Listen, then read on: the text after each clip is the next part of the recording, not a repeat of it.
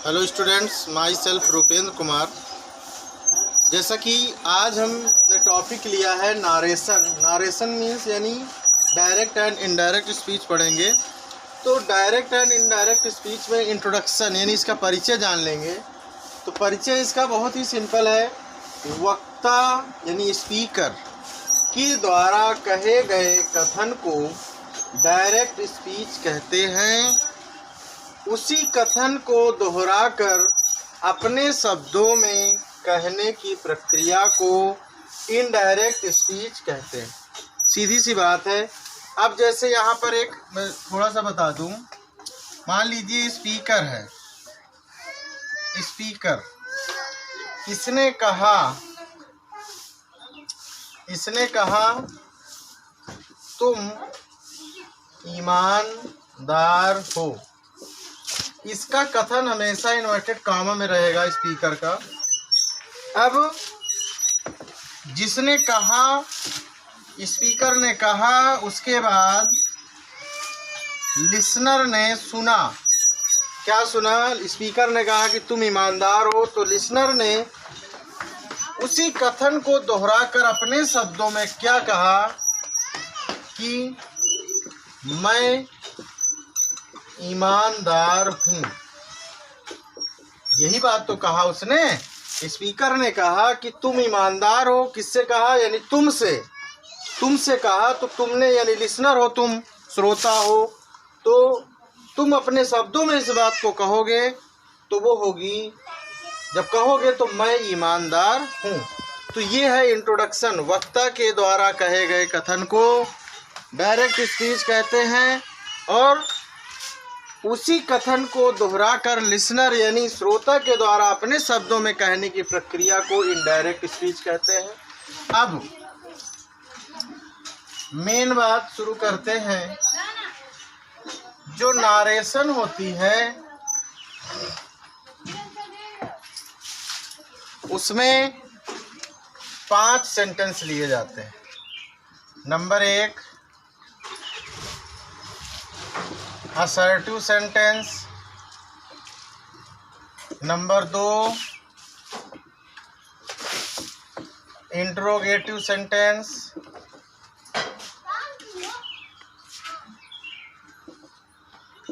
Number 3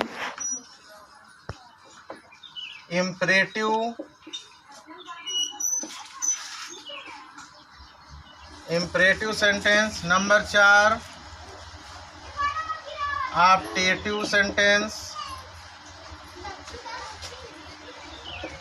और number 5 exclamatory sentence. सभी की हिंदी आप जानते हैं। असर्टिव का मतलब साधारण वाक्य, इंट्रोगेटिव का मतलब प्रश्नवाचक वाक्य, इम्परेटिव का मतलब आदेश, प्रार्थना तथा सलाह सूचक वाक्य, ऑप्टेटिव का मतलब होता है आशीष सूचक वाक्य और एक्सक्लेमेटरी का मतलब होता है विस्मयादिबोधक वाक्य। तो इन 5 सेंटेंस में डायरेक्ट इनडायरेक्ट यानी नारेशन पढ़ना होता है। अब उसके बाद सबसे पहले मैं एक बात बता दूं। इन 2 बिंदुओं पर आपको चर्चा करनी होती है। इसी से हमें पहचानना होता है। पहला होता है रिपोर्टिंग वर्ब, सूचना देने वाली क्रिया। नंबर 2 रिपोर्टेड स्पीच, सूचना का कथन जो हमेशा इन्वर्टेड कॉमा में रहता है, तो वो रिपोर्टेड स्पीच होगी। और रिपोर्टिंग वर्ब हमेशा कॉमा में होती है। इन 2 बातों पर ध्यान देना होता है। तो रिपोर्टिंग वर्ब जब डायरेक्ट स्पीच में होगी तो चाहे असर्टिव की हो, चाहे इंट्रोगेटिव की हो, चाहे इम्परेटिव की हो, चाहे ऑप्टेटिव की हो, चाहे एक्सक्लेमेटरी की हो, सभी की एक जैसी होती है।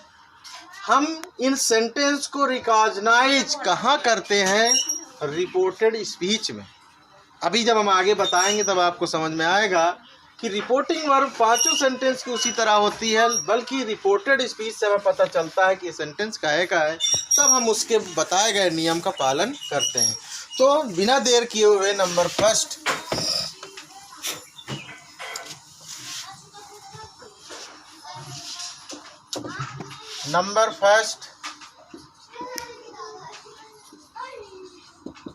Assertive sentence.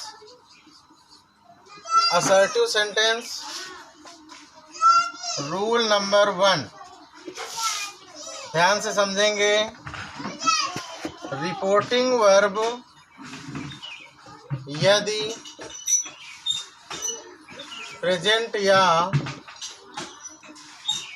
फ्यूचर में हो तो रिपोर्टेड स्पीच का टेंस नहीं बदलता है। रिपोर्टेड स्पीच का टेंस नहीं बदलता है।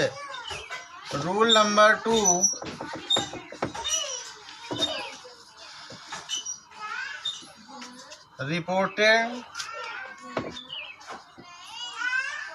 रिपोर्टिंग वर्ब पास्ट टेंस में हो तो रिपोर्टेड स्पीच का tense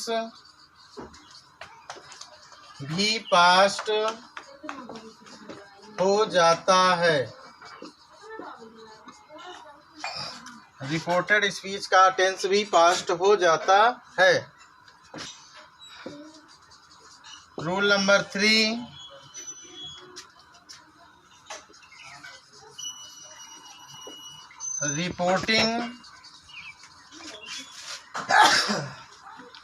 reporting verb past tense में हो और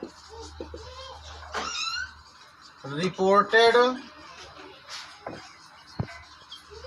स्पीच कोई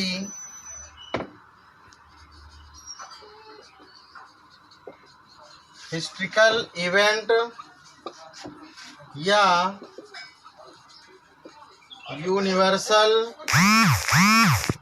ट्रूथ। हिस्ट्रिकल इवेंट का मतलब ऐतिहासिक घटना, यूनिवर्सल ट्रूथ का मतलब सामान्य सत्य हो तो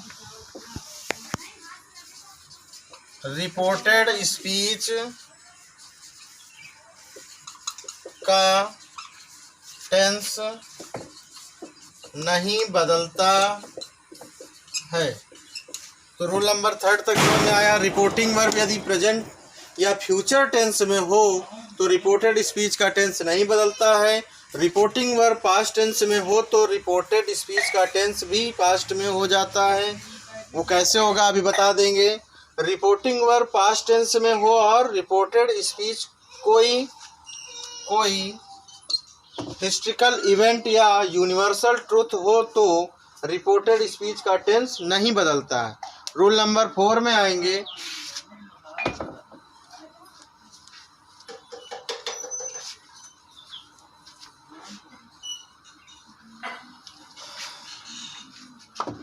रूल नंबर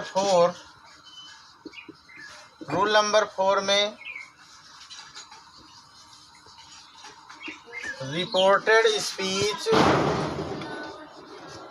रिपोर्टेड स्पीच में आए हुए फर्स्ट पर्सन के प्रोनाउंस को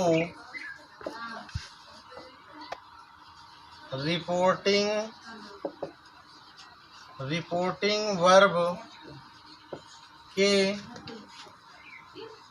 सब्जेक्ट के पर्सन नंबर तथा जेंडर के अनुसार बदलते हैं।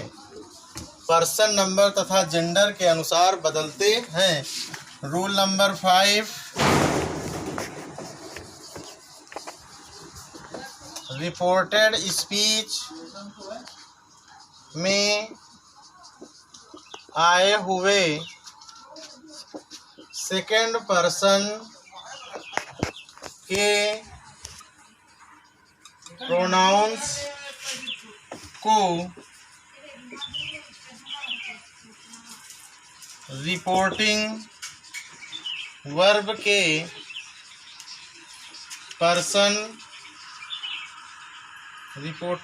के ऑब्जेक्ट के पर्सन नंबर तथा जेंडर के अनुसार बदलते हैं। पर्सन नंबर तथा जेंडर के अनुसार बदलते हैं। और रूल नंबर 6,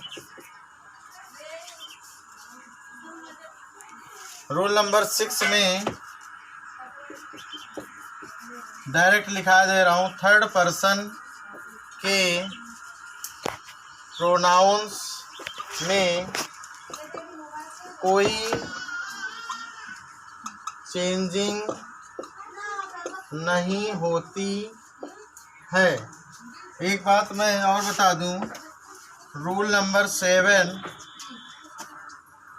ध्यान से समझेंगे इसे। यदि रिपोर्टिंग वर्ब में ऑब्जेक्ट ना हो तो वहाँ मी या हिम मान लेते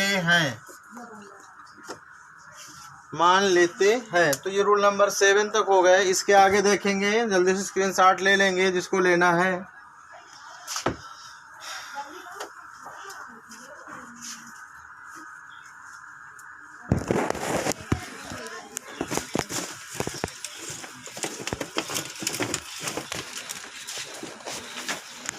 रूल नंबर 8,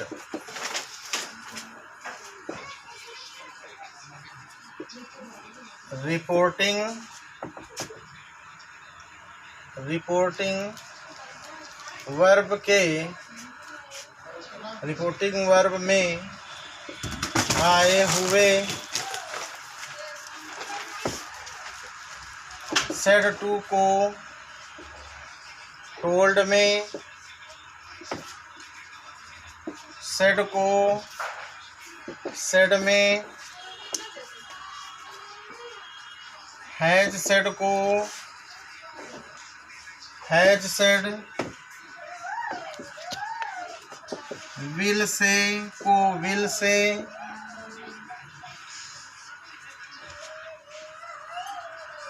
सेज टू को टेल्स में,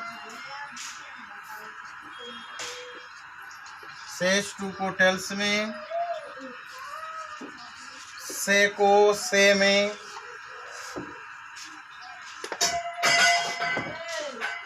बदलते हैं। मेन चीज आपको ये ध्यान रखना है, सेड और सेड टू आए तो ये पास्ट में है, बाकी ये सब प्रेजेंट में है। तो जब रिपोर्टिंग वर्ब में सेड या सेड टू आएगा तो आप जान जाइए कि पास्ट टेंस में है, तो वो आगे के रिपोर्टेड स्पीच को भी पास्ट में ले जाएगा। और अगर इतने में से कोई आता है तो प्रेजेंट या फ्यूचर में है तो उसका टेंस नहीं बदलेगा। अब इसके आगे रूल नंबर 9,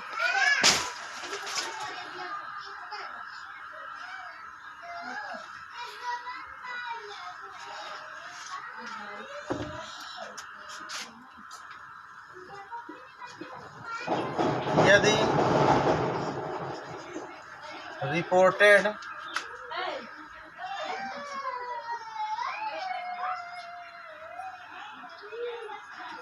रिपोर्टिंग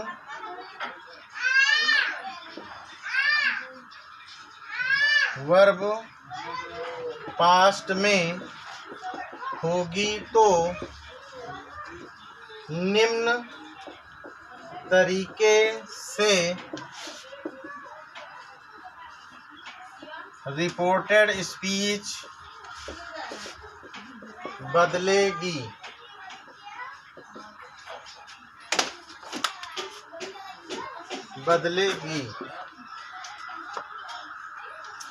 जैसे नंबर फर्स्ट, प्रेजेंट इंडेफिनिट को पास्ट इंडेफिनिट में, नंबर सेकेंड,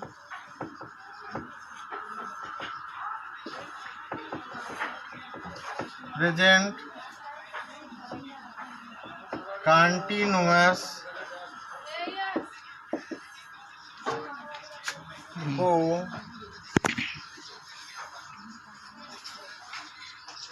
पास्ट कंटीन्यूअस में,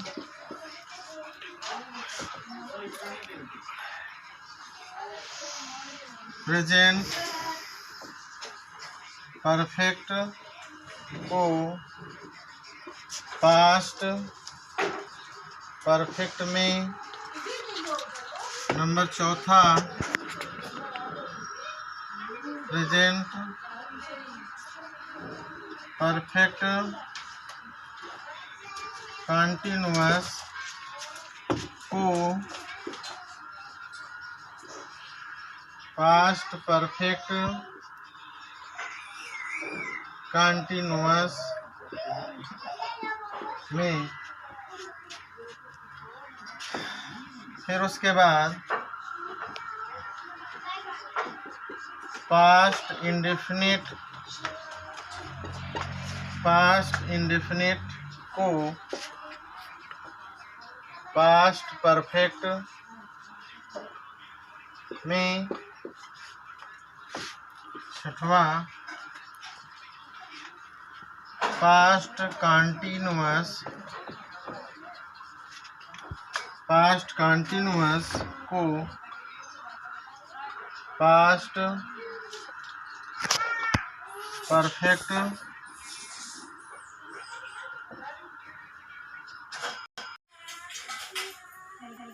चालू पास्ट कंटीन्यूअस को पास्ट परफेक्ट कंटीन्यूअस में। नंबर सातवां, पास्ट परफेक्ट तथा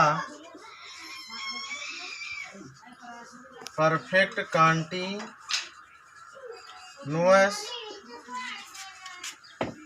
में को परफेक्ट तथा परफेक्ट कंटीन्यूअस टेंस को नहीं बदलते हैं, या ये कह सकते हैं नो चेंज।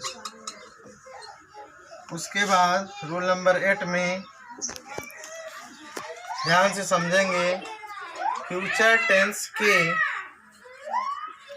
विल या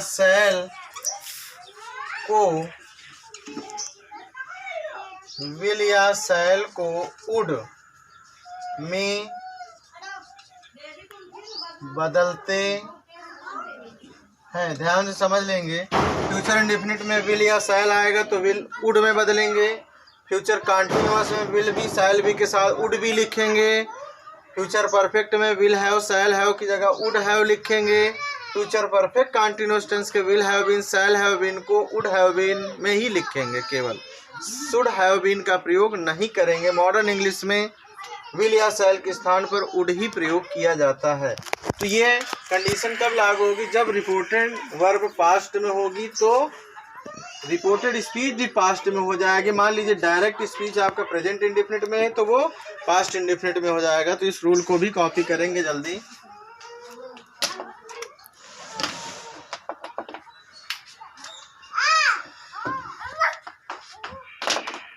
अब इसके बाद रूल नंबर 10,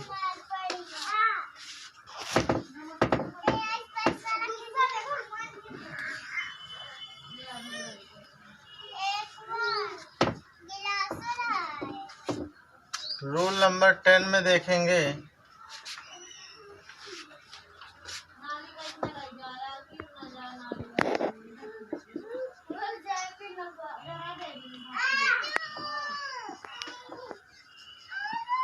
इनडायरेक्ट स्पीच में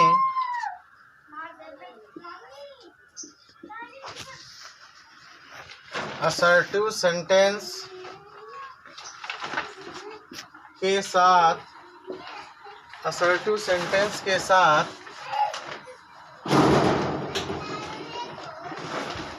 कंजक्शन दैट का प्रयोग करते हैं। रूल नंबर 11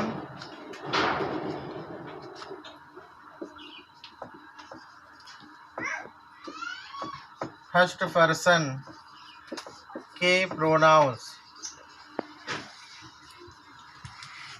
मैं प्रोनाउंस अभी बता दे रहा हूँ स्ट्रक्चर के माध्यम से, तो इसको साफ कर देंगे, ये समझ में आ गया। अब उसके बाद प्रोनाउंस बता दे रहा हूँ।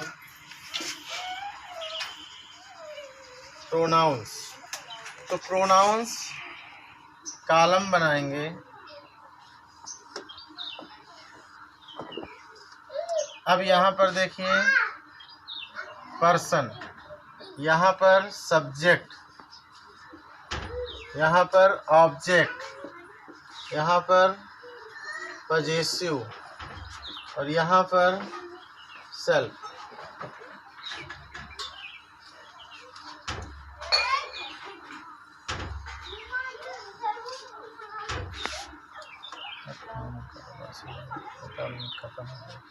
अब मान लीजिए जैसे फर्स्ट पर्सन में आई और वी होते हैं, तो आई वी सब्जेक्ट की पोजीशन होती है। पोजीशन का बहुत ध्यान देंगे नारेशन बनाते समय, इसीलिए मैंने ये टेबल बनाया है। सब्जेक्ट में आई और वी फर्स्ट पर्सन में, ऑब्जेक्ट में मी और अस, और पजेसिव में आई का होता है माई और अस का होता है आवर, और सेल्फ का मतलब माई सेल्फ। ये रिफ्लेक्सिव प्रोनाउन भी होते हैं, एम्फैटिक प्रोनाउन भी होते हैं। और यहाँ पर आवर सेल्फ्स, ये हुआ आपका फर्स्ट पर्सन का प्रोनाउन। उसके बाद सेकंड पर्सन का प्रोनाउन में होता है यू, ऑब्जेक्ट में यू, पजेसिव में योर और सेल्फ में योर सेल्फ। सेकंड पर्सन के प्रोनाउन के बाद, वैसे प्रोनाउन अपने बुक में भी देख सकते हैं, लेकिन मैंने टेबल के माध्यम से बता दिया आप लोगों को। थर्ड में ही, सी, इट और दे, ये होते हैं। तो ही का ऑब्जेक्ट होता है हिम, सी का होता है हर, इट का होता है इट, देम का होता है देम। उसी तरह ही का ऑब्जेक्ट पजेसिव होता है हिज, हर का हर ही रहता है, इट का इट्स हो जाता है और देम का देयर हो जाता है। उसी तरह सेल्फ में होगा him self, her self, it self और देम सेल्फ। ये प्रोनाउंस होते हैं, इनकी सबकी पोजीशंस होती है। तो प्रोनाउन चेंजिंग करते समय मान लीजिए जैसे हमें आई के अनुसार हिम सेल्फ को बदलना है, हिज को बदलना है। अगर मान लीजिए हिज को हमें आई के अनुसार बदलना है, तो हमने पॉजेसिव, मान लीजिए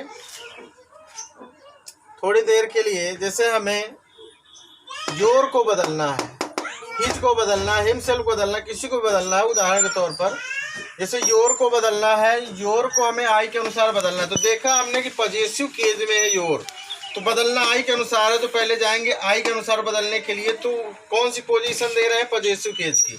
तो आई की पजेसिव केज माई होती, तो हमें यहाँ पर माई लिखना होगा अगर हमें बदलना है। तो जिस पोजीशन से हम प्रोनाउन को उठाएंगे उसकी वही पोजीशन हम लेंगे, इसलिए मैंने टेबल समझाई। अब यहाँ पर बात आती है वर्ड चेंजिंग की। वर्ड चेंजिंग में कुछ महत्वपूर्ण वर्ड्स मैं बता दे रहा हूँ, बाकी बुक में देख लेंगे, लिखा होता है। जैसे मान लीजिए वर्ड्स और चेंज, जैसे यहाँ पर नाउ आ गया तो नाउ को देन किया जाता है। टुडे आ गया तो उसको दैट डे किया जाता है। यस्टरडे है तो द डे बिफोर या प्रीवियस डे भी लिखा जाता है। टुमारो आ गया तो उसे द नेक्स्ट डे या द फॉलोइंग डे भी लिखा जाता है। एगो आ गया तो उसे बिफोर में बदला जाता है। दिस आ गया तो उसे दैट में लिखा जाता है। हेयर आ गया तो उसे देयर में लिखा जाता है। दीज है तो उसे दोज में बदला जाता है। तो इस तरह के कुछ महत्वपूर्ण वर्ड्स हैं जिन्हें आपको ये डायरेक्ट में होते हैं तो इनडायरेक्ट में किया जाएगा। अगर ये हो डायरेक्ट में तो इनडायरेक्ट में ये नहीं होंगे, फिर उसकी वही पोजीशन लिख दी जाएगी। अगर ये होंगे ये डायरेक्ट पोजीशन में तो उन्हें इनडायरेक्ट किया जा सकता है, लेकिन अगर ऑलरेडी डायरेक्ट में यही पोजीशन हो तब उन्हें इसमें नहीं बदलेंगे। उदाहरण के तौर पर अगर डायरेक्ट स्पीच में देन लिखा हो तब आपको नाउ नहीं लिखना है, लेकिन अगर नाउ लिखा होगा डायरेक्ट स्पीच में तो आपको देन कर देना है। तो ये हो गया वर्ड चेंजिंग। अब इसके बाद रूल्स समाप्त हुए लगभग। अब एग्जाम्पल में समझा देता हूँ। ये असर्टिव सेंटेंस था। असर्टिव सेंटेंस में जैसे यहाँ पर Rajni said comma inverted comma you are playing with me, तो मैंने बताया ये आपकी रिपोर्टिंग वर्ब है। ये आपकी रिपोर्टिंग वर्ब है और ये आपका रिपोर्टेड स्पीच है। तो नियम क्या कहता है, रिपोर्टिंग वर्ब यदि पास्ट में हो तो रिपोर्टेड स्पीच भी पास्ट में होगी। लेकिन अगर रिपोर्टिंग वर्ब पास्ट में हो, कोई रिपोर्टेड स्पीच कोई यूनिवर्सल ट्रूथ या हिस्ट्रिकल इवेंट हो तो इसका टेंस नहीं बदलता। लेकिन ये कोई ना तो हिस्ट्रिकल इवेंट है ना यूनिवर्सल ट्रूथ है, तो इसका करने का नियम अभी बताया गया। रजनी सेड रहेगा, आप देख लीजिए, वीडियो में पहले ही बता चुका हूँ। कंजक्शन, कामा और इन्वर्टेड कामा को हटाकर कंजक्शन दैट लगाएंगे। प्रोनाउन चेंजिंग की बात आ गई तो ये सेकंड पर्सन का प्रोनाउन टेबल बताया है, उसको देख लेंगे अपने ढंग से। ये यूज सब्जेक्ट की पोजीशन में है। दूसरी दो चीज़ें लागू होती हैं यहाँ पर। पहला ये कि अगर ये किस पर्सन का प्रोनाउन है, ये सेकंड पर्सन का प्रोनाउन है, तो जब सेकंड पर्सन का प्रोनाउन आएगा तो उसे रिपोर्टिंग वर्ब के ऑब्जेक्ट के अनुसार बदलेंगे। मैंने ये भी बताया लास्ट विकल्प में कि अगर ऑब्जेक्ट ना हो तो वहाँ पर हिम या मी मान लेंगे। तो यहाँ पर कोई ऑब्जेक्ट नहीं है तो मैंने मान लिया मी। तो यू को यानी सेकंड पर्सन का प्रोनाउन रिपोर्टिंग वर्ब के ऑब्जेक्ट के अनुसार बदला जाता है, और अगर फर्स्ट पर्सन का प्रोनाउन होगा तो वो सब्जेक्ट के अनुसार बदला जाएगा। तो यू को मी के अनुसार बदलेंगे तो ये कर्ता की पोजीशन है, मी ऑब्जेक्ट की पोजीशन है यानी कर्म की पोजीशन है। तो यू को हमें बदलना है मी के अनुसार। हमने पोजीशन दी है सब्जेक्ट की, यानी ये जो पोजीशन हम चेंज करेंगे वो है सब्जेक्ट की पोजीशन, जिससे करना है वो ऑब्जेक्ट की पोजीशन है। तो जो हमने वर्ड दिया उसे चेंज करते समय उसकी हम सब्जेक्ट की पोजीशन में जाएंगे तो उसकी सब्जेक्ट की पोजीशन है आई, तो यहाँ पर होगा चाहिए आई। फिर उसके बाद ये है प्रेजेंट कंटिन्यूअस, तो हो जाएगा past continuous. Verb past continuous में भी आईएनजी होती है और प्रेजेंट कंटिन्यूअस में विद प्रेपोजिशन है, तो प्रेपोजिशन में कोई बदलाव नहीं होगा। अब आते हैं मी फर्स्ट पर्सन का प्रोनाउन है, जब मी फर्स्ट पर्सन का प्रोनाउन है तो उसे बदलेंगे रिपोर्टिंग वर्ब के सब्जेक्ट के अनुसार। सब्जेक्ट में रजनी है, रजनी एक नाउन है, तो जब किसी लेडीज का नाम हो तो प्रोनाउन सी माना जाएगा और किसी जेंट्स का नाम हो तो प्रोनाउन ही माना जाएगा। तो यहाँ पर रजनी आपका लेडीज यानी महिला शब्द है तो यहाँ पर सी मानेंगे। अब वही कंडीशन, यहाँ मी ऑब्जेक्ट की पोजीशन में है, सी सब्जेक्ट की पोजीशन में है। हमारा रूप जो प्रोनाउन बदलना है वो कर्म का है, तो हम सी का कर्म क्या लेंगे, हर।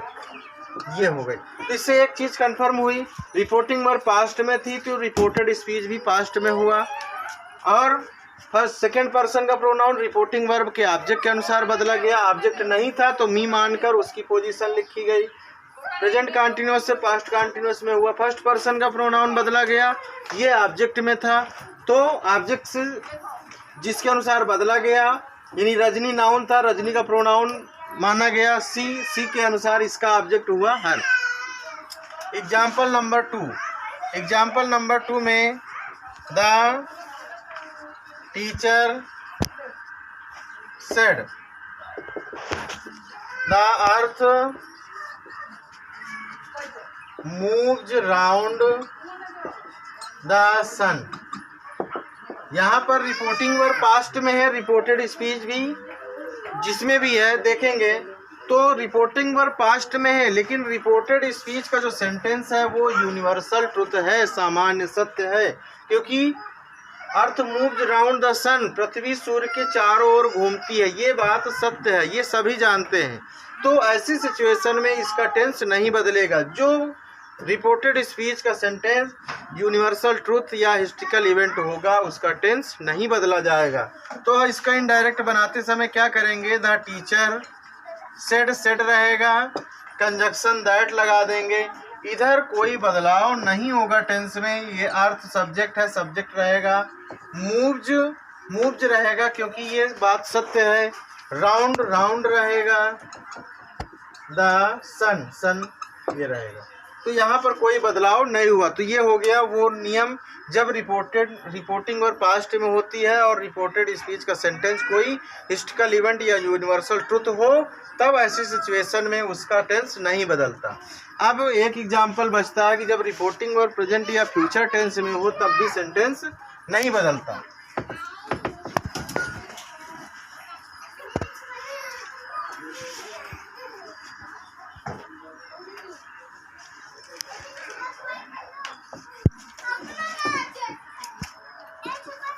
Example number 3,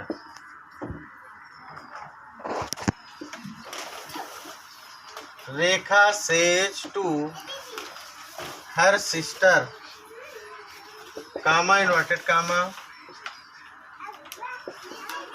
you will help me, full stop.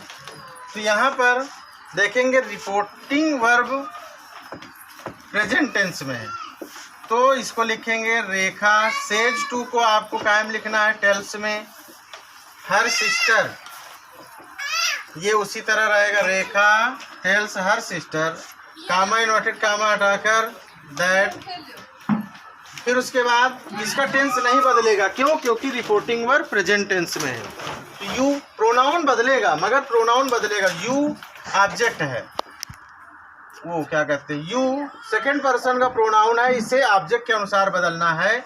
जब रिपोर्टेड स्पीच में सेकंड पर्सन का प्रोनाउन आता है तब उसे रिपोर्टिंग वर्ब के ऑब्जेक्ट के पर्सन नंबर तथा जेंडर के अनुसार बदलते हैं। तो यू हर सिस्टर के अनुसार बदला जाएगा। तो यहाँ पर सिस्टर लेडीज नाम है तो सी मानेंगे। तो ये पोजीशन सब्जेक्ट की है और सी भी सब्जेक्ट की पोजीशन में है, तो यहाँ पर आ जाएगा सी, और इसके साथ भी विल ही प्रयोग होगा, टेंस नहीं बदलेगा।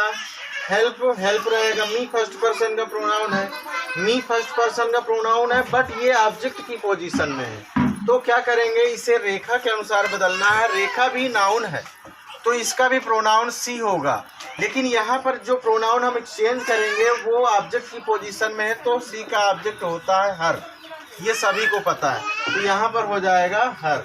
तो तीसरा एग्जाम्पल भी समझ में आया होगा कि जब रिपोर्टिंग और प्रेजेंट या फ्यूचर में होती है तब उसका रिपोर्टेड स्पीच का टेंस नहीं बदलता, अगर प्रोनाउन होगा तो वो बदल जाएगा और कंजक्शन दैट लग जाएगा।